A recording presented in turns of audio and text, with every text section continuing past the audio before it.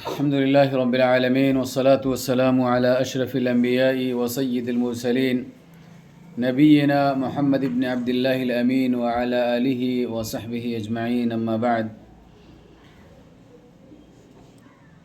فعن ابن مسعود رضي الله تعالى عنه قال: سمعت رسول الله صلى الله عليه وسلم يقول: إن الرقى والتمائم والتوالات شرك. رواه ابو داود والحاکم.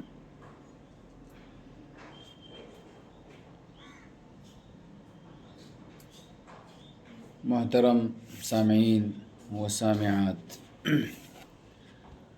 ہم پچھلے درس میں جھاڑ پھونک کے حوالے سے گفتگو کر رہے تھے کہ جھاڑ پھونک جائز ہے یا ناجائز ہے، جھاڑ پھونک کا صحیح طریقہ کیا ہے، اور جھاڑ پھونک کے جائز ہونے کی شرطیں کون کون سی ہیں. اور آج کے درس میں انشاءاللہ ہم تعویذ کے متعلق احادیث کی روشنی میں چند چیزیں پڑھیں گے انشاءاللہ. سب سے پہلے تمائم کہتے کسے ہیں؟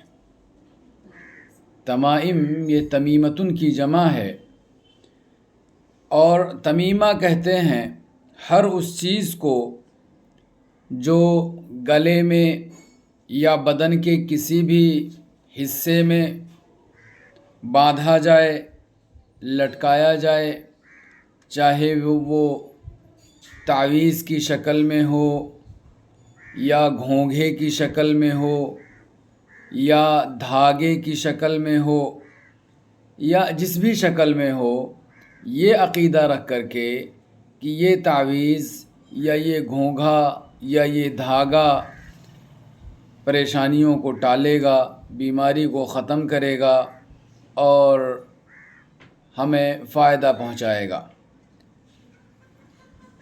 زمانۂ جاہلیت میں اہل جاہلیت نظر بد سے اپنے بچوں کو بچانے کے لیے ان کے گلے میں تعویذ اور اسی طریقے سے گھونگھے وغیرہ لٹکایا کرتے تھے. تو یہ تعویذ کی لغوی اور شرعی تعریف ہو گئی. یہ تعویذ یہ عربی میں جس کو تمائم کہتے ہیں، تمیمتن کی جمع ہے، اور تمیمہ کہتے ہیں ہر اس چیز کو جسے گلے میں یا جسم کے کسی بھی حصے میں باندھا جائے، لٹکایا جائے، چاہے وہ تعویذ کی شکل میں ہو یا ہڈی کی شکل میں ہو، دھاگے کی شکل میں ہو، گھونگھے کی شکل میں ہو، جس بھی شکل میں ہو، یہ عقیدہ رکھ کر کے کہ یہ تعویذ یا یہ گھونگھا یا یہ دھاگا ہماری پریشانی کو ختم کرے گا، بیماری کو دور کرے گا اور ہمیں فائدہ پہنچائے گا، تو وہ تعویذ کہلائے گا، اور وہ تمیمہ کہلاتا ہے، اور جس کے متعلق احادیث کے اندر نہیں وارد ہوا ہے. چنانچہ تعویذ کا حکم کیا ہے، تعویذ کے پہننے کا حکم کیا ہے؟ تو تعویذ کا پہننا یہ حرام ہے. تعویذ کا پہننا، تعویذ کا بنانا یہ حرام ہے، اور یہ شرک کے انواع میں سے ایک نوع ہے، شرک کی قسموں میں سے ایک قسم ہے، اس لیے کہ اس کے اندر اللہ کے علاوہ سے تعویذ کے لٹکانے والے یا پہننے والے کا تعلق ہو جاتا ہے. جو تعویذ لٹکاتا ہے، تعویذ پہنتا ہے، اللہ کے علاوہ یعنی تعویذ سے اس کا تعلق ہو جاتا ہے، تعویذ کو وہ نفع اور نقصان کا مالک سمجھنے لگتا ہے، حالانکہ نفع اور نقصان کا جو مالک ہے وہ اللہ رب العالمین ہے.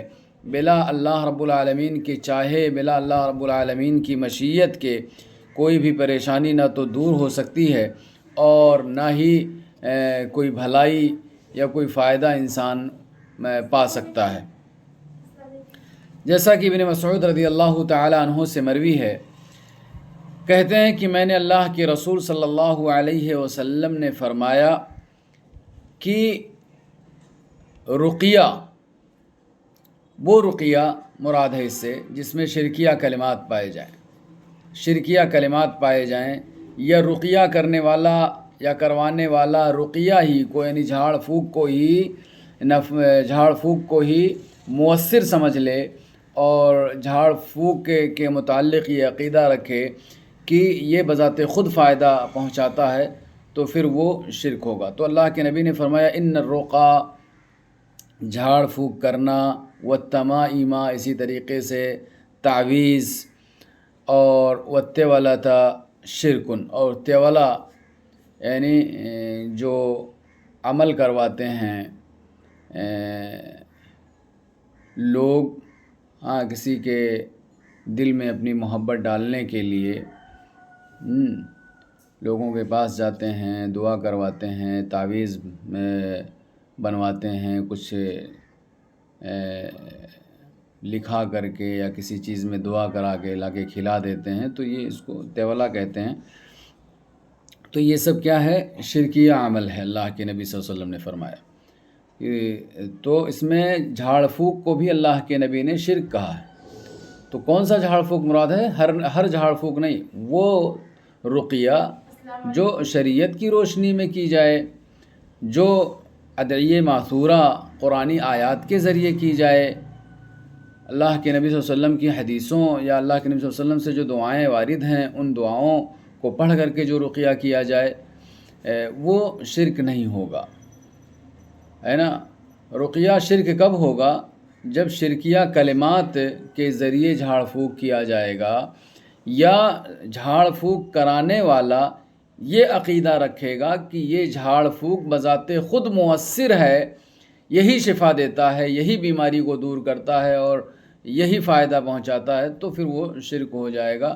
یا اسی طریقے سے غیر مفہوم کلمات کے ذریعے رقیہ کرنا، جھاڑ پھونک کرنا، یعنی ایسی زبان پڑھنا جو سمجھ میں نہ آئے، یہ بھی جو ہے اس میں شیطان سے تعاون ہوتا ہے، جو کہ ایک شرکیہ عمل ہے۔ اسی طریقے سے عبداللہ ابن عکیم رضی اللہ تعالی عنہ سے مروی ہے، کہتے ہیں من تعلق شیئا اکل الیہ، جس نے کوئی چیز لٹکایا تو وہ شخص اسی چیز کے حوالے کر دیا جاتا ہے۔ جو چیز انسان لٹکاتا ہے اور اس سے اس کا دل جڑا ہوا ہوتا ہے، اس کا عقیدہ جڑا ہوا ہوتا ہے، اس شخص کو اسی تعویذ کے حوالے کر دیا جاتا ہے۔ جو چیز وہ لٹکاتا ہے اسی کے حوالے کر دیا جاتا ہے۔ رواہ احمد والترمذی والحاکم۔ اور اسی طریقے سے عقبہ بن عامر رضی اللہ تعالیٰ عنہ سے مروی ہے کہ اللہ کے نبی صلی اللہ علیہ وسلم نے فرمایا من تعلق تمیمۃ فلا اتم اللہ لہ، کہ جو تعویذ لٹکائے اللہ رب العالمین اس کی مراد پوری نہ کرے۔ یعنی گویا کہ اللہ کے نبی صلی اللہ علیہ وسلم نے تعویذ کے لٹکانے والے کے حق میں بد دعا کی ہے کہ جو تعویذ لٹکائے اللہ رب العالمین اس کی مراد کبھی پوری ہی نہ کرے۔ جس مقصد کے لیے تعویذ لٹکائے وہ مقصد اس کا کبھی پورا ہی نہ ہو۔ اور اسی طریقے سے من تعلق ودعۃ فلا ودع اللہ لہ، کہ جو شخص، ودع کہتے ہیں سمندر سے ایک چیز نکلتی ہے، سیپ کے مانند ہوتی ہے، سیپ کے مانند ایسے منہ کھلا ہوا ہوتا ہے، تو جو سیپ لٹکائے یا اس جیسی چیزیں لٹکاتا ہے تو اللہ کے رسول صلی اللہ علیہ وسلم نے اس کے بھی حق میں بد دعا کیا کہ اللہ رب العالمین اسے کبھی سکون نصیب نہ کرے، کبھی اسے چین اور سکون نہ ملے دنیا کے اندر۔ اور اسی طریقے سے عقبہ بن عامر رضی اللہ تعالیٰ عنہ کی مشہور حدیث ہے جو آپ سب کو تقریباً یاد ہوگی، من علق تمیمۃ فقد اشرک، من علق تمیمۃ فقد اشرک، کہ جس کسی نے بھی کسی بھی طرح کی تعویذ کو لٹکایا تو اس نے شرک کیا۔ اس کو امام احمد رحمۃ اللہ علیہ نے روایت کیا ہے۔ تو یہ ساری جو حدیثیں ہیں یا اس معنی کی جو حدیثیں ہیں یہ شرکیہ جھاڑ پھونک سے روکتی ہیں، اور اسی طریقے سے اللہ کے علاوہ کسی اور سے تعلق کو جوڑنے سے روکتی ہیں۔ تعویذ، گنڈا اور اسی طریقے سے سینپ اور گھونگھا، دھاگا، ان تمام چیزوں کے باندھنے اور لٹکانے سے یہ حدیثیں روکتی ہیں۔ ان تمام حدیثوں سے پتہ یہ چلا کہ تعویذ کا لٹکانا، کسی بھی قسم کی تعویذ ہو، اس کا لٹکانا، گھونگھے کا لٹکانا، دھاگے کا باندھنا، یہ سب حرام ہے اور شرکیہ عمل ہے۔ اب یہاں پہ ایک سوال یہ ہو سکتا ہے کہ اگر تعویذ یہ قرآنی آیتوں کے ذریعے بنائی جائے، قرآنی آیتیں لکھ کر کے اگر تعویذ بنائی جائے، تو اس کے لٹکانے یا اس کے پہننے کا کیا حکم ہے؟ یہ مسئلہ اہل علم کے یہاں مختلف فی ہے۔ بعض لوگوں نے اس کو جائز قرار دیا ہے، جبکہ بعض لوگوں نے اسے بھی ناجائز قرار دیا ہے، اور یہ کہا ہے کہ شفا پانے کے لیے قرآن کی آیتوں کو لکھ کر کے گلے میں لٹکانا ناجائز اور حرام ہے۔ کیوں ناجائز اور حرام ہے؟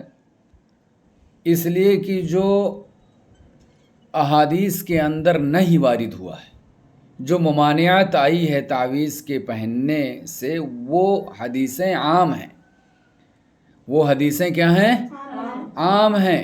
یہ نہیں کہا اللہ کے نبی نے کہ قرآنی آیت کے ذریعے اگر تعویذ بنائی جائے تو اس کو پہنو، اور اگر قرآنی آیات کے علاوہ اگر تعویذ بنائی جائے تو اس کو نہ پہنو۔ ایسا نہیں کہا۔ عمومی طور پہ تعویذ کے پہننے سے منع کیا اللہ کے نبی صلی اللہ علیہ وسلم۔ تو اس میں ہر طرح کی تعویذ داخل ہے، چاہے وہ قرآنی آیات کا استعمال کر کے، قرآنی آیتوں کو لکھ کر کے وہ تعویذ بنائی گئی ہو، یا پھر کوئی اور چیز لکھ کر کے بنائی گئی ہو۔ ہر تعویذ اس میں داخل ہے، اور ہر تعویذ کا پہننا ممنوع ہے، اس لیے کہ دلیلیں جو ہیں وہ عام ہیں۔ دلیلیں عام ہیں، اس کے اندر یہ نہیں کہا گیا کہ فلاں تعویذ جائز ہے، فلاں تعویذ ناجائز ہے۔ ہر تعویذ کے پہننے سے منع کیا گیا ہے۔ اسی طریقے سے راستے کو شرک کی طرف جو راستہ لے جاتا ہے، یا جتنے بھی راستے شرک کی طرف جاتے ہیں، ان تمام راستوں کو شریعت نے بند کیا ہے۔ ان تمام راستوں کو شریعت نے بند کیا ہے۔ تو سدن للذریعہ، شرک کے راستے کو بند کرتے ہوئے تعویذ کو اور اس طرح کی تمام چیزوں کے پہننے سے منع کیا جائے گا۔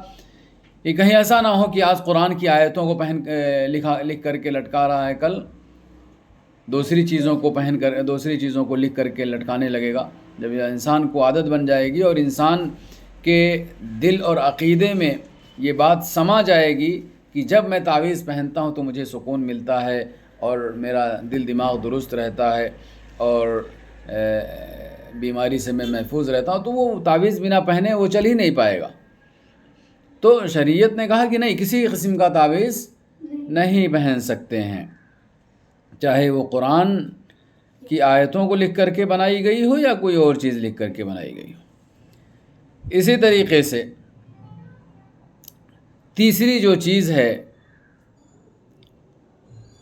وجہ ممانعت کی یا ممانعت کے اسباب میں سے، وہ ہے کہ انسان جب قرآنی آیتوں کو لکھ کر کے تعویذ بنائے گا تو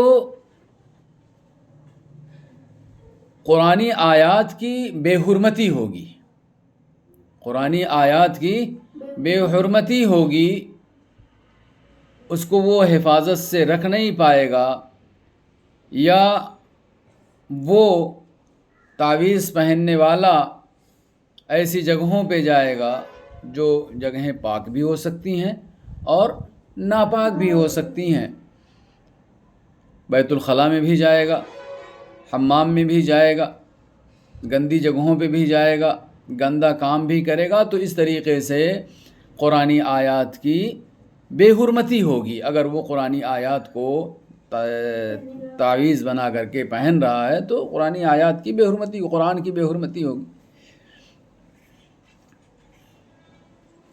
اور چوتھی چیز یہ ہے کہ قرآن، کوئی شک نہیں اس میں کہ قرآن پورا کا پورا شفا ہے۔ قرآن کے اندر اللہ رب العالمین نے، قرآنی آیات کے اندر اللہ رب العالمین نے شفا رکھی ہے۔ بیماروں پہ قرآنی آیات کو پڑھ کر کے پھونکا جائے، مریض کو سکون ملتا ہے، مریض کی بیماری ختم ہوتی ہے۔ لیکن جو طریقہ بتایا گیا ہے قرآن سے علاج کا، اس طریقے سے مریض کا علاج کیا جائے، ناجائز اور حرام طریقے سے مریض کا علاج نہ کیا جائے، یعنی تعویذ وغیرہ بنا کر کے مریض کے گلے میں نہ لٹکایا جائے، بلکہ قرآنی آیات کو پڑھ کر کے اور مریض پہ دم کیا جائے، مریض پہ پھونکا جائے۔ تو خلاصہ یہ ہے کہ مسئلہ تو مختلف فی ہے، لیکن صحیح بات یہ ہے اور راجح بات یہ ہے کہ ہر طرح کی تعویذ، چاہے وہ قرآنی آیات لکھ کر کے بنائی گئی ہو یا کوئی اور چیز لکھ کر کے وہ تعویذ بنائی گئی ہو، ہر طرح کی تعویذ کا پہننا ناجائز اور حرام ہے۔ ہم سب کو اس سے بچنا چاہیے، اور اگر ہم کسی کے گلے میں تعویذ یا اس جیسی کوئی چیز دیکھیں، ہاتھ میں دیکھیں، گلے میں دیکھیں، پیر میں دیکھیں، تو ہم اس کو سمجھانے کی کوشش کریں اور سمجھا کر کے اس کو اس کے گلے سے تعویذ کو نکلوائیں اور اس کے ہاتھ سے دھاگا کو کٹوائیں۔ اگر وہ آگے آ رہی ہے بات کہ دھاگے کا پہننا اور اسی طریقے سے کڑے کا پہننا، یہ بھی ناجائز اور حرام ہے۔ تو اس طرح کی جو بھی چیزیں اگر آپ کے سماج میں، معاشرے میں لوگ استعمال کرتے ہیں تو آپ ان کو منع کریں، ان کو روکیں، آپ بتائیں کہ یہ شرکیہ عمل ہے اور آپ کو شرک اکبر تک یہ عمل پہنچا سکتا ہے، جو کہ ناقابل معافی جرم ہے۔ اور ہو سکتا ہے لوگوں کے سمجھ میں بات آئے اور آئے گی انشاءاللہ، اور وہ ان ساری چیزوں سے بچیں۔ تو آپ لوگوں کی یہ ذمہ داری ہے، اور خاص طور سے عورتوں کے یہاں یہ چیز زیادہ پائی جاتی ہے، ان کے یہاں جو بدعقیدگی ہے یہ مردوں کے مقابلے میں زیادہ پائی جاتی ہے۔ تو پھر آپ کی اگر کوئی بہن ہے، آپ کی کوئی پڑوسن ہے، تو آپ اس کو سمجھائیے، اور اس طرح کے خرافات اور ان سارے جو شرکیہ اعمال ہیں ان سے اپنے سماج کو، اپنے معاشرے کو، اپنے گاؤں کے لوگوں کو بچائیے۔ اللہ رب العالمین ہم سب کو توفیق دے۔ صلی اللہ علی نبینا محمد۔